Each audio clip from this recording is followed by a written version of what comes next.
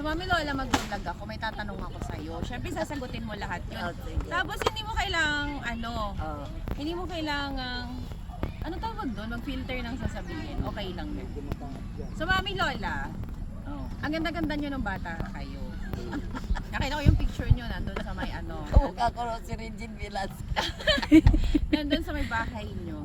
Ngayon, tatanungin ko kayo, Mami Lola. Bakit si Daddy Lolo ang pinili nyo sa lahat ng maliligaw nyo?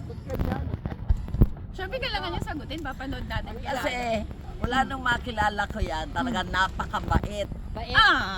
Ngayon, gumaganti naman ngayon sa akin. Paano gumaganti? Paano gumaganti? Yan, yung pinapahirapan ako. Ay, naku, Mami. Napakabait niyan talaga. So, kaya si Daddy Lolo. Sabi So, naman ng nanay, ng lola ko, kung standby din lang ang mapapangasawa mo, si Junior na ako. Kasi taga-injection niya yan, yung lola ko. Pero Mami Lola, madami kayong times na nag-aaway din kayo, di ba? Dati, nung bata-bata pa kayo.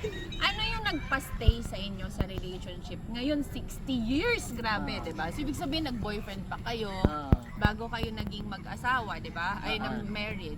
Ano yung nagpa-stay sa'yo sa 60 years na yun? Kahit na nagagalit ka kay daddy?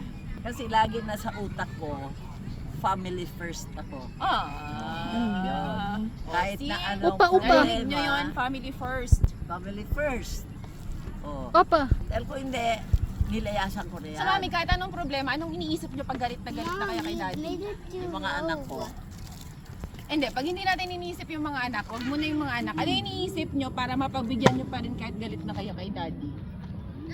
Nagsasawalang kibo na lang ako dahil talagang lalabanan ko na eh. Bubugbugan na siya. So, Mami, last question para hindi tayo gabihin. Kung bibigyan tayo ng mali-reborn tayo o kaya next life natin, would you still choose Daddy Lolo? Of course no. Ano ba, May? Of course o of course not? Of course na. Of course, sabi ko. Kinabahan ako nung very Kumbaga parang na, of course. bibigay pa rin sa inyo ni Lord na bumalik tayo. Magbalikan. Parang Mabuhay mag-reincarnate ulit. tayo.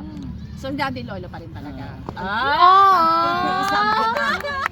Dahil na alam ko na yung ugali niya.